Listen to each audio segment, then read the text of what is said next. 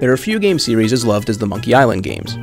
Developed on the Scum engine by Ron Gilbert, Tim Schafer, and Dave Grossman, the point-and-click adventure enjoyed several sequels in the 90s, but fell out of the public eye as the genre moved out of the spotlight. With Telltale Games' revival of the Sam & Max series, rumors of a Monkey Island return were started, and was eventually confirmed at E3 2009. Does Telltale do for Guybrush what they did for Sam & Max, or have they reached too far on their latest adventure?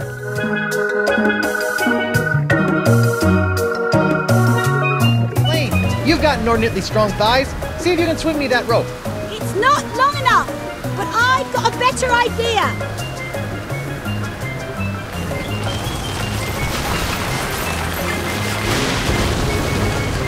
Players control, as expected, Guybrush Threepwood. After the undead pirate LeChuck kidnaps Guybrush's wife, Elaine, Guybrush rushes into action with a powerful voodoo fighting scimitar. Sadly, due to a few complications, Guybrush had to make a few substitutions to the recipe. Instead of slaying LeChuck, the would-be fatal blow turns him human, infecting Guybrush's hand with the pox of LeChuck. The ship explodes, everything goes black, and Guybrush wakes up on Flotsam Island.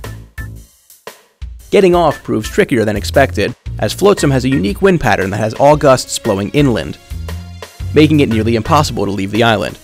Before long, he meets with a large cast of characters, some familiar, and all quirky and entertaining. With no time to waste, Guybrush needs to find a way off Flotsam, rescue Elaine, defeat LeChuck, and find a way to stop the pox from spreading. Well, eventually. It's only episode 1 after all. I feel a piratey quest coming on.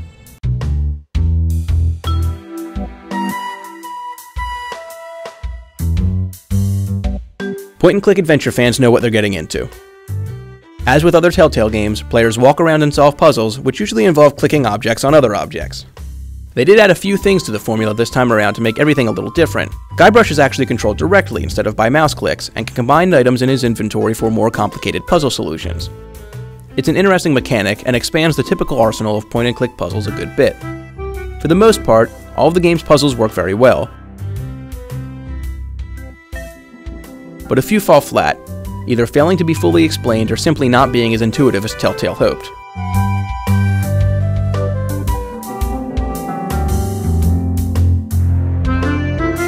Though running optimized for the Wii, Tales of Monkey Island looks and sounds great. It's on a similar engine to the past few Telltale games, but still manages to look as vivid and wonderful as could be hoped. The transition from 2D to 3D went well for Guybrush. Writing and voice acting are stellar, with fantastic pop culture references and one-liners. A U? What about A, E, I, O, or even Y? All sold out. All we got is YouTubes these days. It's hilarious and represents some of the finest writing in adventure gaming.